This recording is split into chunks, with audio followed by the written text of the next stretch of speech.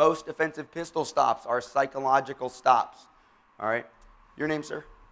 Bill, can you stand up?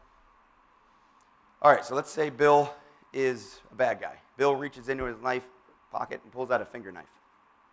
All right, so he's got his finger knife. He says, I'm going to get you. And he starts coming to get me, but he starts coming to get me very slowly because I'm talking. So start coming to get me, but go slow.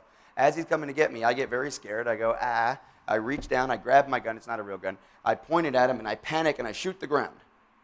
But Bill didn't know I had a gun, right? Bill says, oh, he has a gun? He's not a victim. He drops his finger knife, turns around, and runs away. That's a stop, right?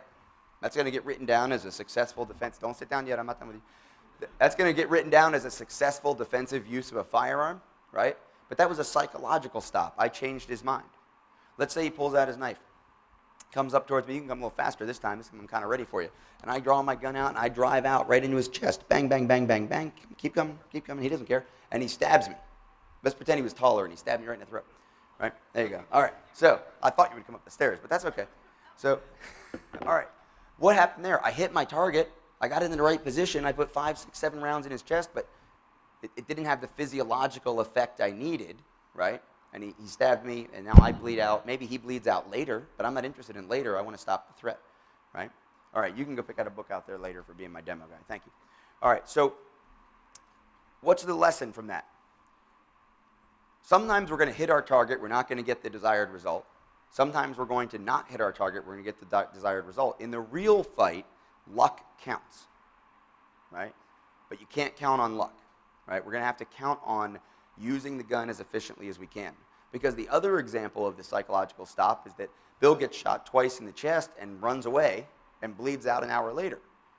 And what you have to remember is that that's how we usually find people with pistol stops. And that's why we say most people are stopped by pistols psychologically. They may eventually be clearly unable to hurt us, but usually there's a psychological change. This is why sometimes you hear people say, well, you could carry a .22 and it's not going to matter because most of the bad guys are going to run away. And in fact, if you watch the dash camera videos and if you watch the surveillance camera videos, you will see that that does happen quite a bit. But remember, when you're seeing these statistics about it only took 2 shots or 45 has more one-shot stops than a .38 special does or any of this kind of stuff, remember that if I'd have shot Bill with 1 round and he ran away and we found him 2 hours later, all that energy he used to run away, he could have used to continue running at me and stabbing me if he didn't change his mind. So be careful about the statistics, right? The context piece, because a lot of people will look at these statistics on the shot number fired or what caliber people use and that kind of stuff. I don't think that's as valuable a piece when we know that we can't predict the psychology, and so many of those statistics are twisted by the psychology.